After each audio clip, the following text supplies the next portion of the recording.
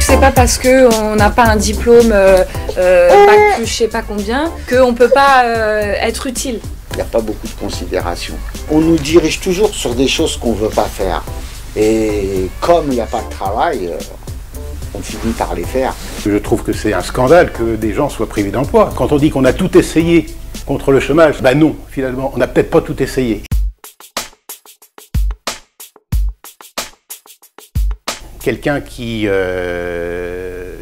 n'est pas content de ses conditions de travail, qu'est-ce qu'il fait? Il fait grève. Hein, voilà.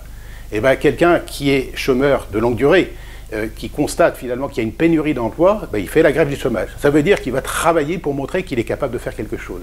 Donc ça, c'est un peu un renversement, enfin c'est une idée géniale finalement de territoire zéro chômeur longue durée que de dire ben, on va faire la grève du chômage. On a peut-être la possibilité finalement de trouver une autre solution pour lutter contre le chômage de longue durée. Et ce qu'il faut bien comprendre, c'est que en dépenses directes et indirectes, une personne privée durablement d'emploi coûte à la société une estimation de 18 000 € par an. Ça fait, grosso modo, 90% d'un SMIC. Si ces 90% d'un SMIC, si on les convertit en dépenses actives plutôt que la personne reste à la maison, reste finalement chez elle, cloîtrée, avec une vie sociale qui est complètement diminuée, si on lui permet finalement d'accéder à un emploi, on offre une sécurité à la personne dans le cadre d'un emploi qu'on l'on crée.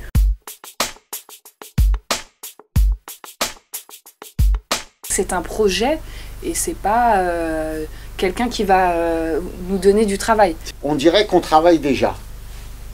Moi, je sens que je suis... Bah après, nous, on fait partie de l'équipe projet. Exactement. Alors, on a d'autant plus, on a une fonction un petit peu plus importante. Voilà. Donc, forcément, on se sent un peu plus investi.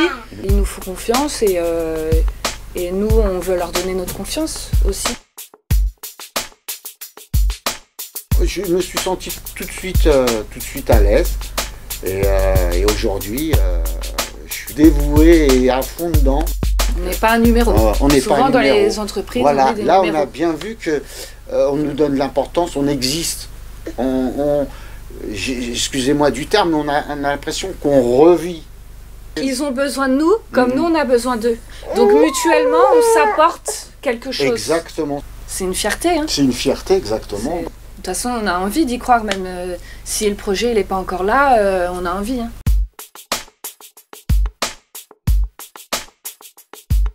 L'intuition de Territoire Zéro Chômeur, elle vient de ATD Quart Monde, et c'est pas faire pour les chômeurs ou les pauvres ou autres, mais vraiment faire avec. Eh bien, on a réfléchi comment est-ce que l'Église pouvait en faire partie sans que ça devienne un mouvement confessionnel. Moi, je souhaite que ce soit un projet paroissial dans la mesure où le plus grand nombre pourrait en prendre parti.